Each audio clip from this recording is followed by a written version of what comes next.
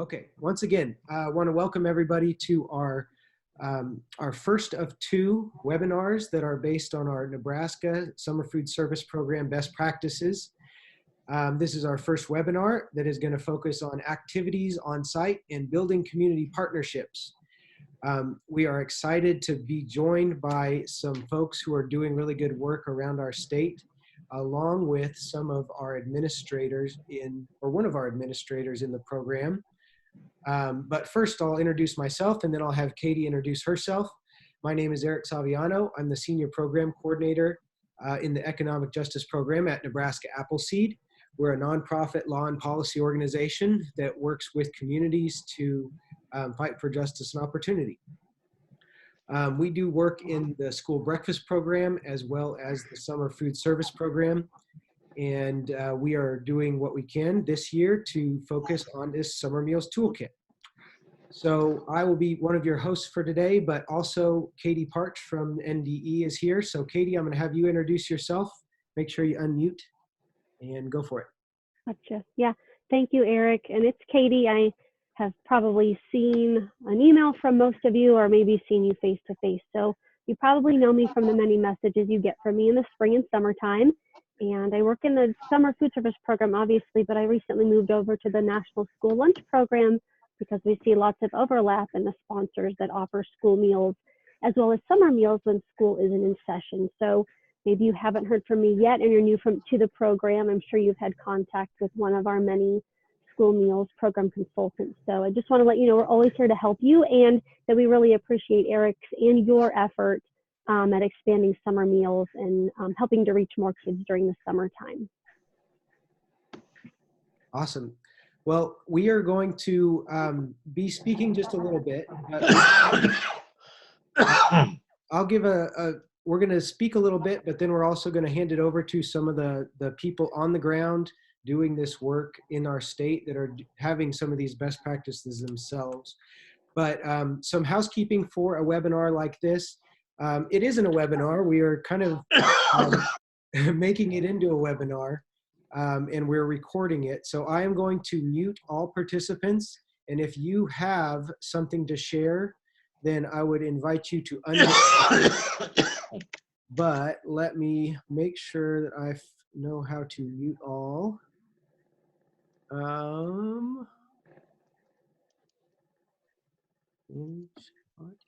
There we go. Okay, so you all are available to unmute yourselves, but you should be muted at this point. That includes my speakers, and so be aware of that as you are trying to speak up. All right, so our agenda for today, we're going to talk a little bit about the NDE Summer Equipment Grant. We're going to jump to the focus of our conversation, the activities on site and building partnerships. We're going to learn from, like I said, some experts in the field, from the nonprofit community and from public schools. We're going to give you all a chance to ask questions, and then we're going to wrap up. Okay, we should be in and out of here in about 45 minutes. All right, so this is part of NDE's work, so I'm going to hand it back over to Katie.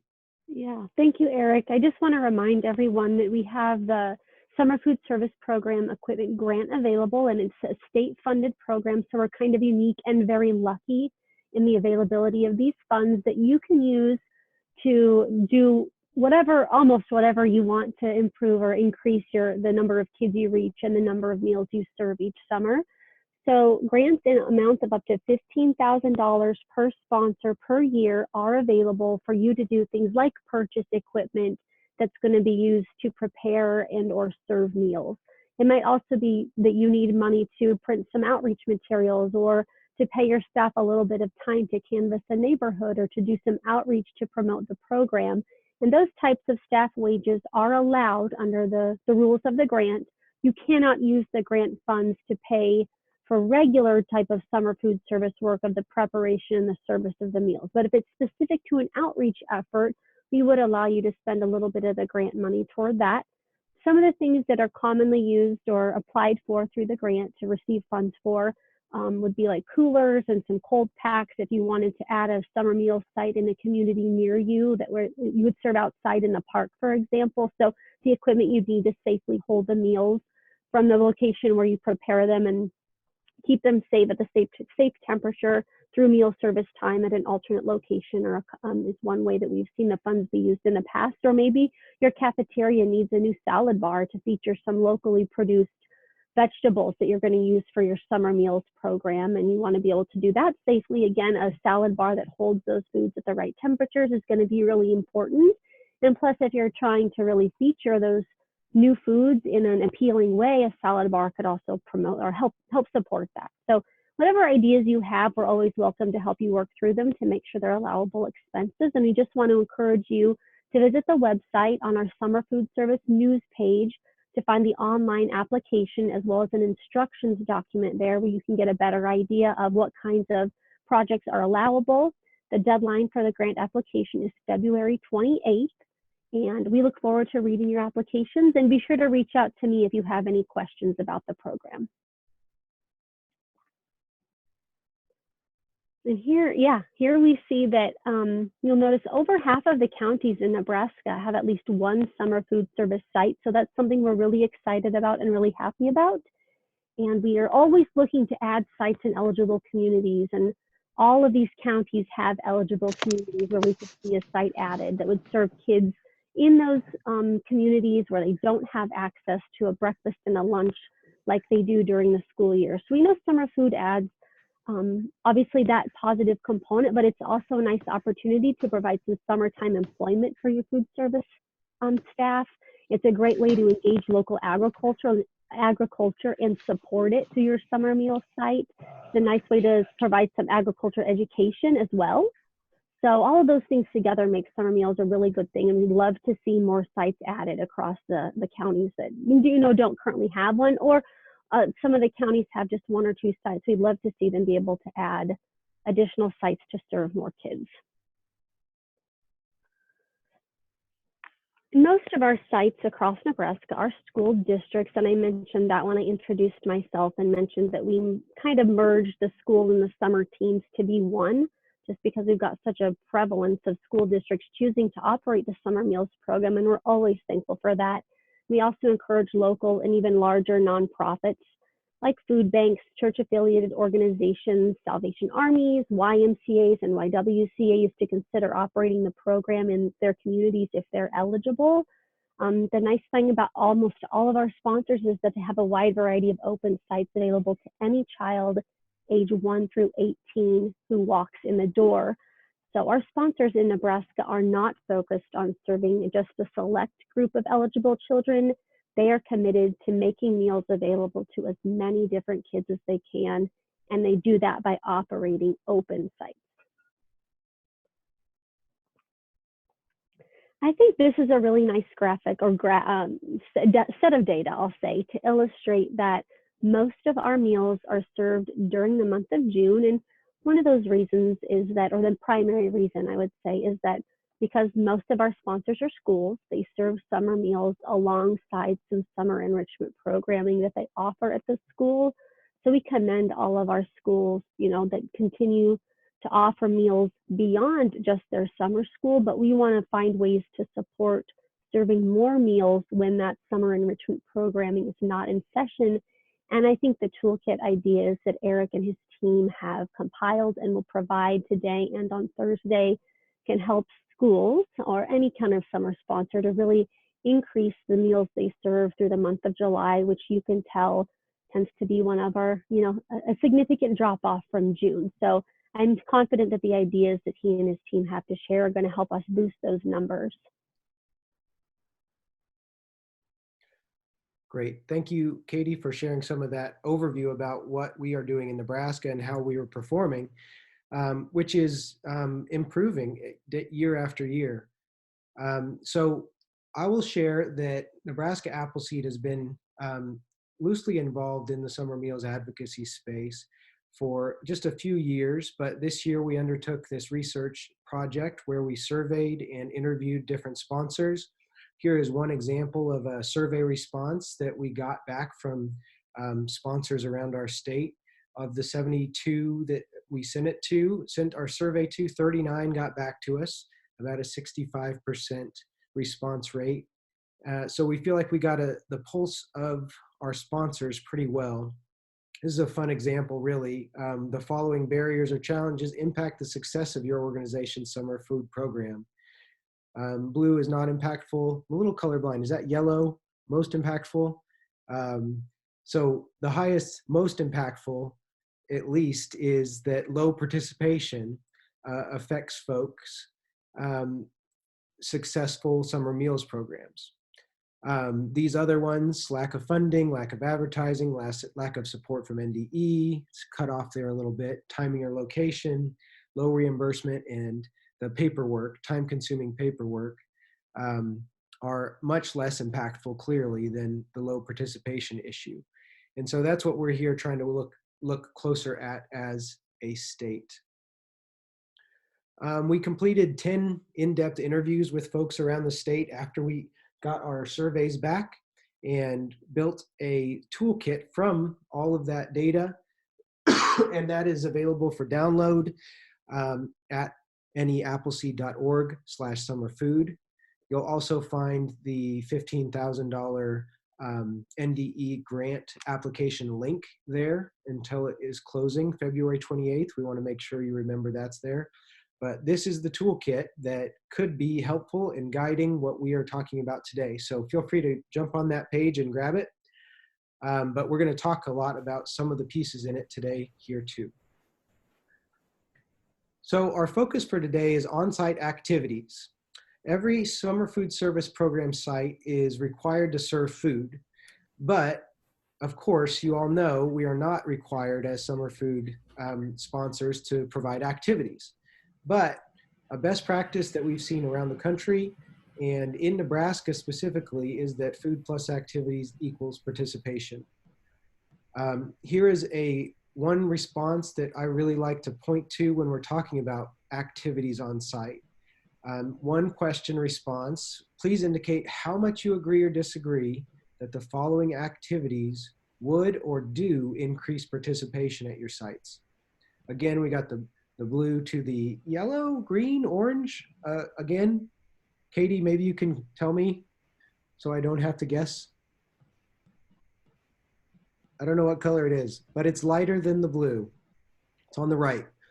But the activities for children hosted at the site, very high ranking among your peers, those of you who are sponsors. Similarly, partnering with outside organizations for activities for children, extremely high. 25 out of the 39 people responding reported that it is they very strongly agree that it increases participation. And then a specific kind of activity, a spike or a kickoff event, which we're going to talk a little more about, also increase participation. Last bits of data I'm going to share with you. 66% of our current Nebraska sponsors do some kind of activity at their sites to engage kids, whether that's coloring books all the way to Vista activities or sports equipment, all that. 66% are doing that. And also 25% of current Nebraska sponsors partner with an outside organization to offer activities for kids. Clearly, there are some barriers presented when that happens. Rural areas might have more trouble having the access to people nearby, or the folks having the time to participate. But everyone should have some activities, and that's what we're trying to talk about this webinar. Here is a long but fun example that showed up in our survey too, with all kinds of different things. And I'll let us read through this real quick. But Doris Hartman shares that arts and crafts, garden club, prize giveaways, squirt guns, water balloons, everything you can imagine happening at this site that is fun for a kid is happening here. Some more intensive to less intensive, I like this activity. Garden club would involve using the greenhouse, having a greenhouse, and using your time to create getting engaged with kids at the greenhouse. But a prize giveaway on Fridays to increase participation and incentivize those who attend is kind of a low impact way of getting that done as well. All right. So just a couple more facts. So spike events are a national model that folks around the state may have heard of or not. It's where a site can throw an event and advertise it and get people coming at any random date during the summer. They promote it and put some effort into it. And that participation that spikes up on that one day usually carries on throughout the summer. Some ideas for those include free concerts, pool parties, sports events, movies such as that. An example happened here in our state last year at Westside Community Schools. They engaged the Omaha Street Percussion Group, who came out, and I don't know if folks have heard of Stomp, but there's a off-Broadway show that's traveled the country before where they bang on pots and pans, they have drum kits, and they involve the crowd to make music. And they threw it right before the end of the summer, but they saw quite a bit of increase. And year over year, you can see that the spike event caused, with the light blue dot, again, I'm foiled by colors here. I don't have to talk about colors except out loud. I see them pretty well, just can't name them. Compared to the year before, definitely had a higher participation range at the end of the school year, the summer, I'm sorry. This is a pretty intense chart that has ideas for you to implement at your sites. It is found in the toolkit, I think, toward the end. And so I'm not going to spend too much time on it here, but these are all events that we've heard about or seen in Nebraska that have no cost, low cost, or more cost. We also want to draw your attention to physical activities versus enrichment activities versus community partner activities. You can rely on community partners to bring in a range of different things, but I think you want to make sure things are accessible and things are enriching. That is one way that you can engage students, but also their parents in trust, building the trust it takes to get kids to continue coming back. We know that as more activities are in place, parents are more comfortable sending their kids your way. All right, this is my last slide before I am going to hand it over to our presenters, but some potential community partners that we have heard about and who have offered up their services in different areas around the state. We know that YMCAs are in a lot of locations, but not everywhere. However, local libraries and Nebraska Extension are two that we've heard of, are willing to travel and put on activities at sites around our state, from small to big. Boys and girls clubs, cities and municipalities, we can get creative with those relationships. Churches, those are also pretty ubiquitous. Other nonprofits and small local farmers and businesses are good ideas to be thinking about. Well, you don't have to trust me for all this. We are going to hear a little bit more from some partners who are working in the community, doing summer meals programming, and who have engaged on-site activities in ways that have benefited everybody.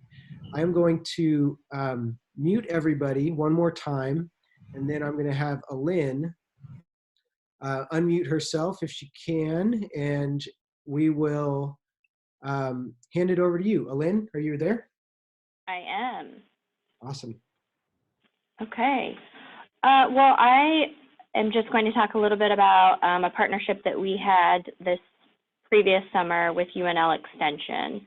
And it was part of a larger group effort, a collaborative group effort with UNL Extension, with Community Action, with our partnership through Kinderbites, Lincoln Public Schools, Lincoln Parks and Recreation.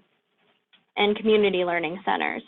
The food bank, we sponsor around 32 sites. Last summer, we served just right at about 100,000 meals. And we took this over from the health department, who had previously done summer food service program for 35 years. And they were cold meals, so it was a cold breakfast, cold lunch, and we switched over to doing hot meals, which were prepared and delivered by Kinderbites. And so we knew that there was going to be a shift of just different meals that were going to be offered. They were now going to have to be served, and some of the meals were a little different than what students were previously eating for school lunch meals that they were used to. So we needed to, I guess, sell the idea of trying new foods and eating items or foods that they hadn't tried before. So that entered in UNL Extension, who offered to make these nutrition kits for all of our sites. And what these kits, this is a menu that we used last summer that Kinderbites, it's a little blurry, but that Kinderbites had. So obviously you can see some of the stuff on here students just hadn't tried, because again, when we think about summer food, these are students who are eating primarily their school's breakfast and lunch. So they're used to receiving certain items, and some of these they just hadn't had before. So UNL created these kits for us. I think I have a picture on the next slide that they put together for all of our sites. And essentially what it is, it's an interactive kit that allowed students to see what was for lunch that day, and then they were able to participate and look on the menu to say, okay, what's coming up tomorrow? And then they were able to place it on this mat.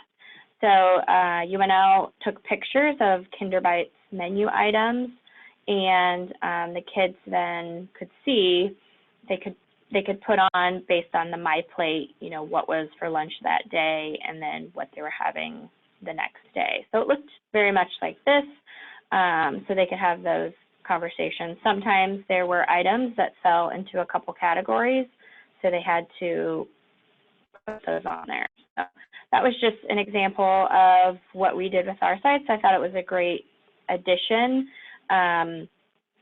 because I think so much of it is visual of what kids need to see or what they anticipate is coming up, because then maybe they're more likely to try it. And once you kind of see this cycle go through, they know exactly what those meals are, essentially.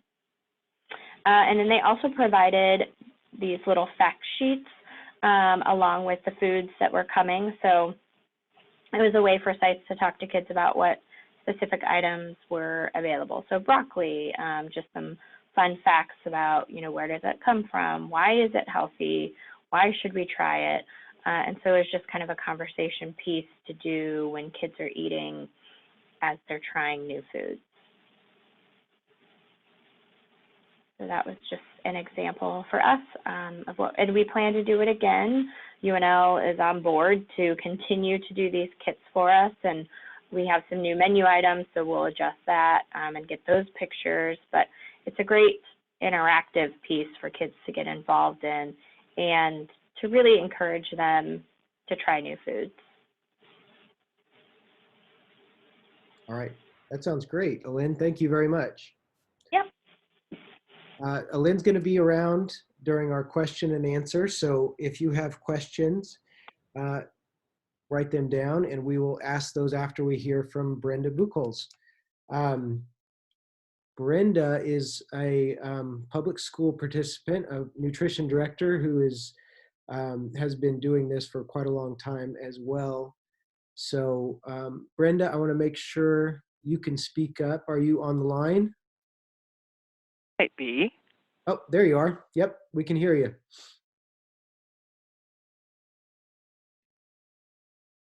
Oh, now we can't.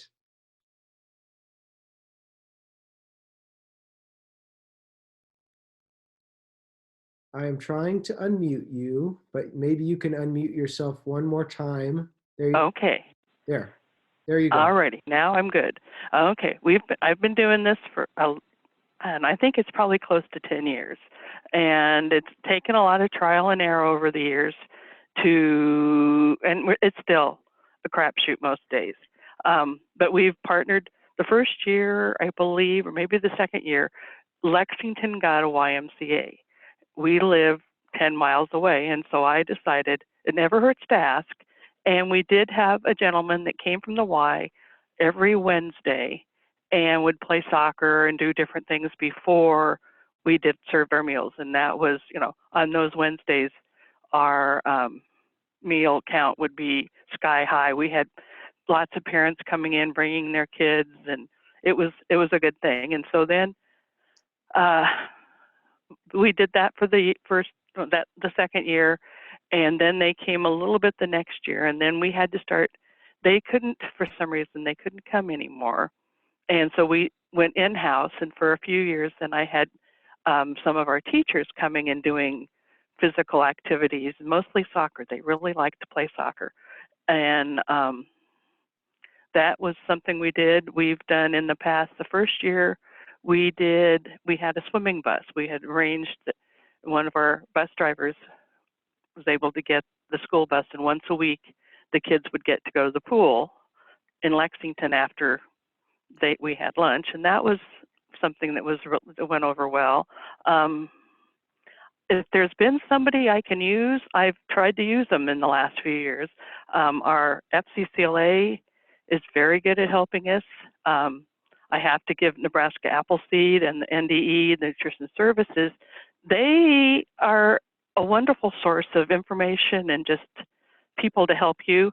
The Dairy Council, this last year we had a spike event, and we had farmers market, we had a petting zoo, and the Dairy Council brought a calf for us. And here's some of our spike event, and it was, it was a lot of fun. And I made the mistake of having it on the same day that our FFA kids went. They had something going on, and so we didn't have as many FFA kids bringing their animals, but we still had a nice variety. We had horses, and we had some goats, and we had a lamb, and we had lots of chickens and ducks, and we had a few dogs, and it was good. And we had a few people with greenhouses that brought fresh produce that the public could come and get and eat, and it was. And one of our school board president, he brought his horse, his wagon, and his, I don't know, they're not Clydesdales, but his beautiful horses in, and gave wagon rides during the day. And then we also had bouncy houses. Bouncy houses are a wonderful thing to have, and we've done just different things. And there's the bouncy houses. There's some pictures of the kids looking at some of the ducks, and there was just, it was a good day.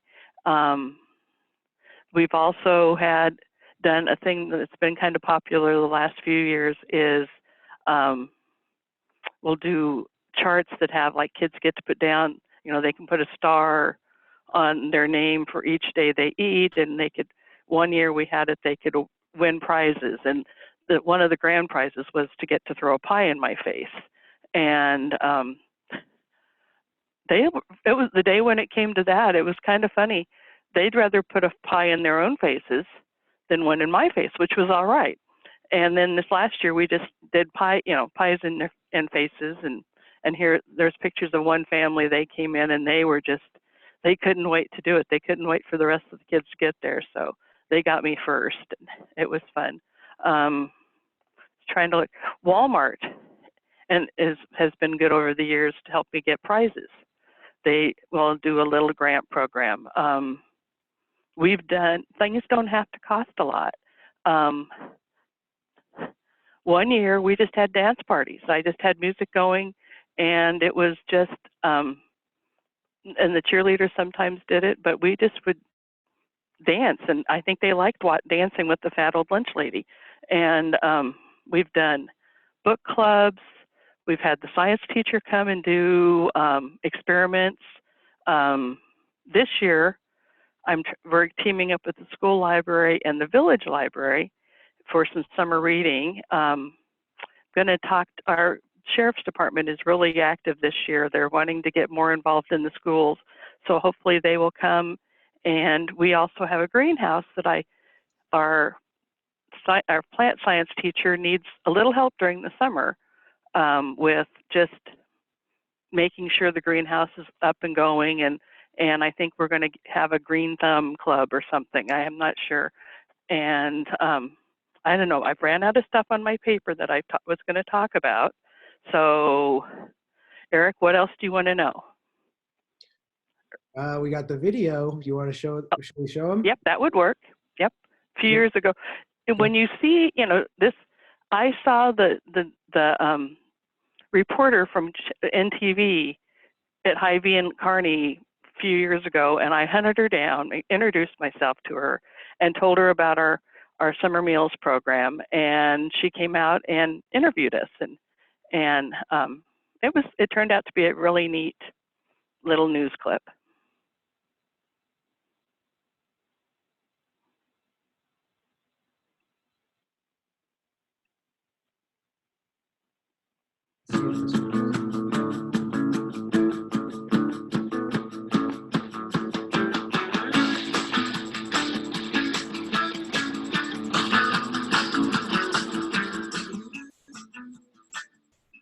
Sponsored content, sorry. Nearly 90,000 kids in Nebraska don't have reliable access to nutritious food. That according to the State Department of Health and Human Services. But as NTV's Ife Sinachi Simba tells us tonight, one summer program is working to change all that. All right, Ife. Absolutely. Good evening, Seth. The free summer food service program is provided through the Department of Education to get kids nutritious food even when they're not in school. Now, today I found out it's making a huge impact in rural communities like Overton. Live music, science experiments, and even a little fun in the sun. Overton Public Schools putting a twist on an initiative helping countless families across the state. The program has really done great for a lot of the students. For the past 9 years, Overton has been serving up free lunch and breakfast to students during summer months. In June, we did about 2,200 meals between breakfast and lunch. It's a program the director of Overton Schools Food Services says has helped feed countless children. Quite a few that come for financial reasons. There's some that come because, you know, mom and dad are both gone. Taking some of the stress off moms like Debrina Coover. I work in the mornings and stuff, and then, you know, my husband, he has an illness. So, I mean, it helps out a lot. I know that my children are getting the nutrition that they need. Across the state, there are 72 free summer food program sites, and some are even mobile. Last year, almost 800,000 meals were served statewide. Funded through the State Department of Education, this program is designed to serve families who need it the most by setting up only in areas where 50% or more of students qualify for free or reduced lunch. But for parents like Jennifer Hernandez, we come up here almost every day for lunch. it's not all about the financial reassurance. It's made my son really come out of his shell. It's helped a lot. And I'm more confident now that when he starts school, it will be easier for him. Programs like this across the state, giving students a safe place to hang out and enjoy a nutritious bite to eat.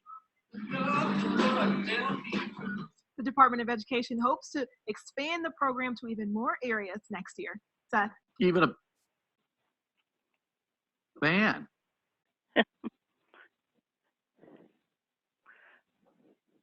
Did that come through okay? I think I saw it. Okay, great. It looked good, except for the lunch lady. She was a little sunburned and tired. Oh, you silly.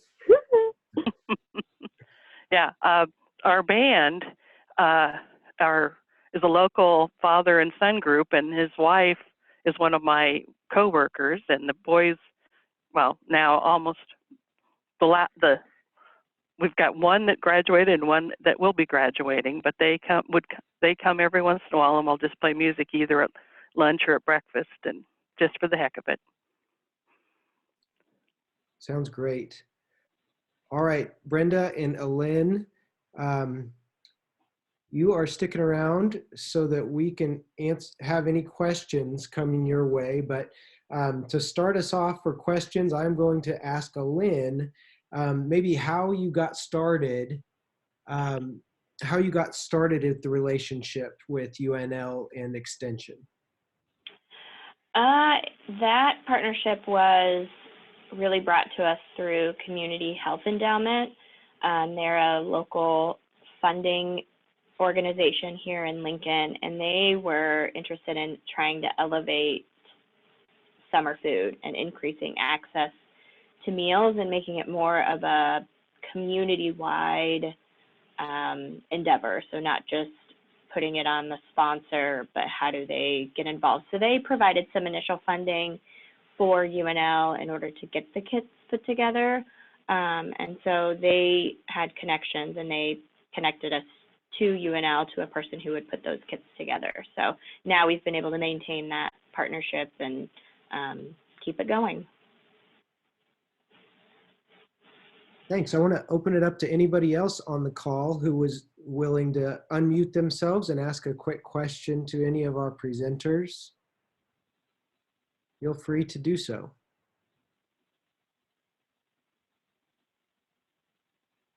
Hi, my name is Karen. I'm from Cedar Bluff Schools, and I was wondering about like the prizes. Could that be part of the grant, or is that something that I need to pay out of pocket? Hi, good question. Can you hear me? Yes. Yeah, Karen, that's a good question. And you cannot use the grant funds for any giveaway items. If you wanted to have like a themed kickoff or themed spike event, so kickoff early in the summer or spike event somewhere midway through your summer operation, you can use the grant funds to purchase those themed items. Like if you wanted to do a luau, for example, but you couldn't use the grant funds to purchase anything you're giving away. Okay, well that makes sense. So I'd like the luau idea. That'd be a lot of fun. Yeah, that's a really good question, and I'm glad you asked it. Yep. All right. That was all I had to ask. Thank you. Thanks, Karen. This is Chuck Squire. I have a question for Katie. On the expansion grant, it's our understanding you had to pay for the whatever you asked for in advance. When do we know if we have that grant or not? Yep, you are correct. It's a reimbursement grant program. So right, you do pay for your approved expenses or items up front, and then you send your receipts or invoices back in that show you purchased the approved items and the amount and all that, and that it's all paid for. You would get notified that you are approved to purchase those items in April, mid to late April, and then you would receive your reimbursement anytime after you send your invoices in to show that, or receipts in to show that you paid for those approved items. Okay, thank you. You're welcome.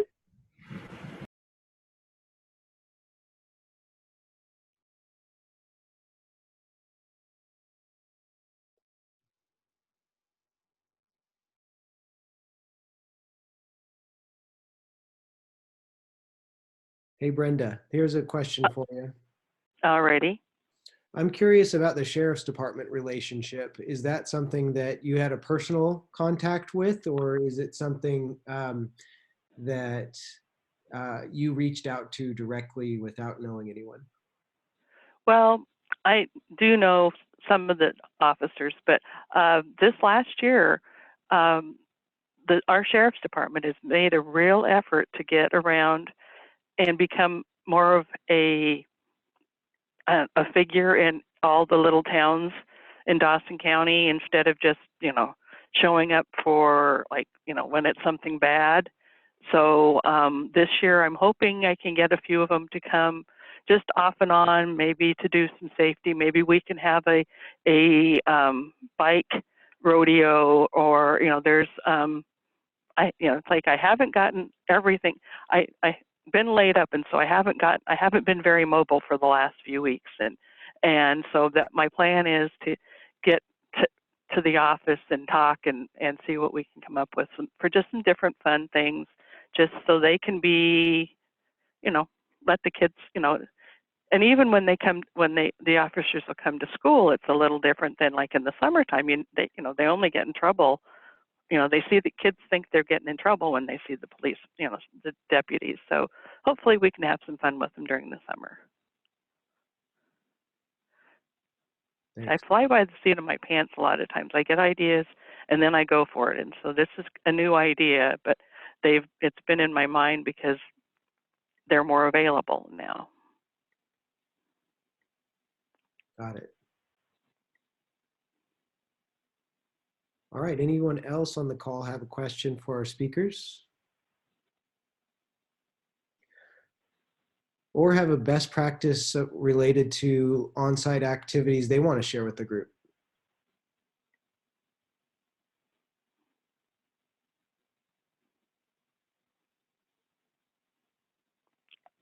I just want to say that people, you just need to try stuff. It takes, for every 100 things you try, maybe 20 of them are going to be a really good idea, but at least you've tried.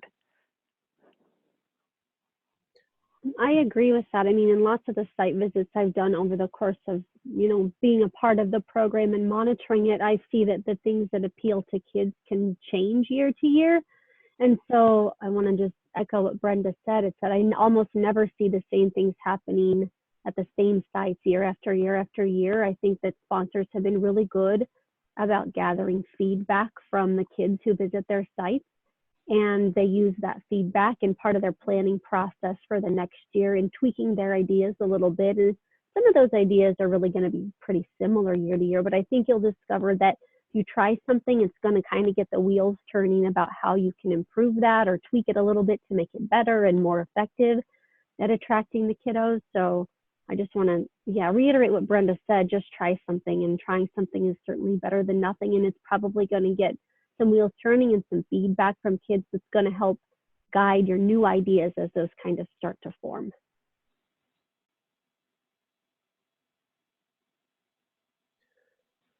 I guess one last question, if no one else has one, is for our speakers. I'm curious how you think the outside partners have made your program more appealing to kids and kept them there. You can try any ideas you want, but what has been the most impactful bit that has kept kids coming with partners? Well, for us, it's just we're a little town, and we have no swimming pool. There isn't a lot for kids to do. So anytime we can get something going on at school, the kids come, because during the summer they're bored. They need something to do. So if I can, what I really like, the kids love to have the soccer playing, and we'll do kickball. They'll do kickball and stuff, and to have other adults, either from the community or from the Y, come and share some of their time with the kids has just been, outstanding.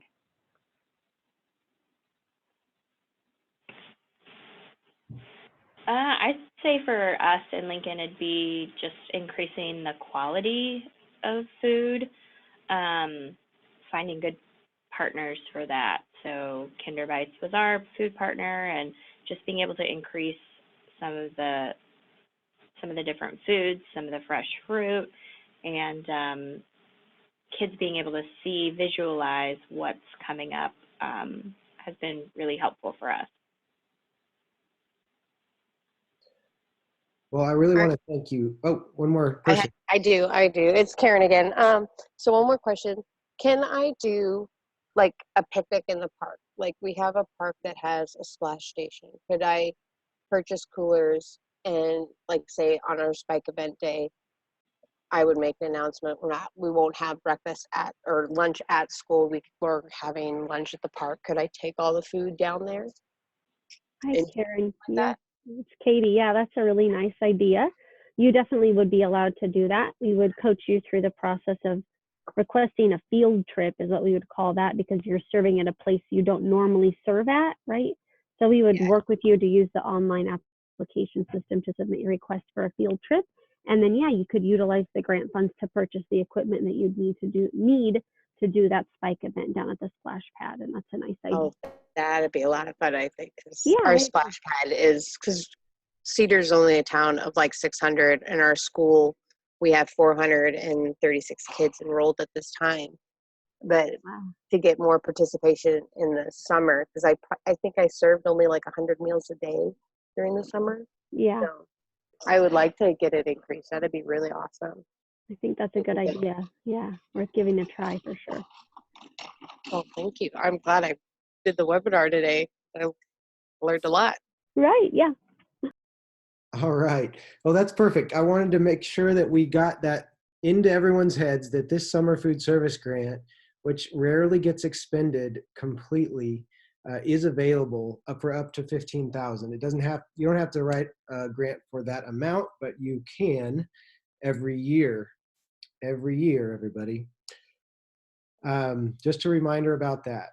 You can also, like I said, you can find it through Nutrition Services News website, but you can also find it at neappleseed.org/summerfood.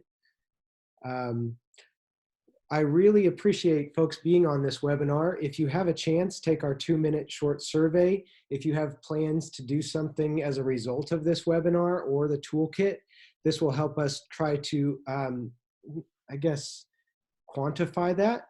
So if you can, take that short survey for us. And finally, this last slide just has some logistics. We do have the toolkit ready for download at neappleseed.org/summerfood. This webinar itself will be on YouTube and posted at that same website within a couple days, hopefully.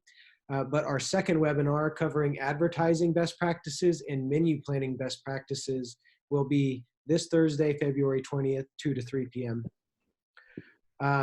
We'd love to put you in touch with our speakers. If you have specific questions for them, just contact me or Katie. And the email address is linked here. You can also probably find everybody publicly that you'd like. But with that, I believe that's all we have. I really, again, want to thank everybody for being here. Thank you, Katie, for offering your expert advice. And we hope to see everyone again on Thursday. Have a great day.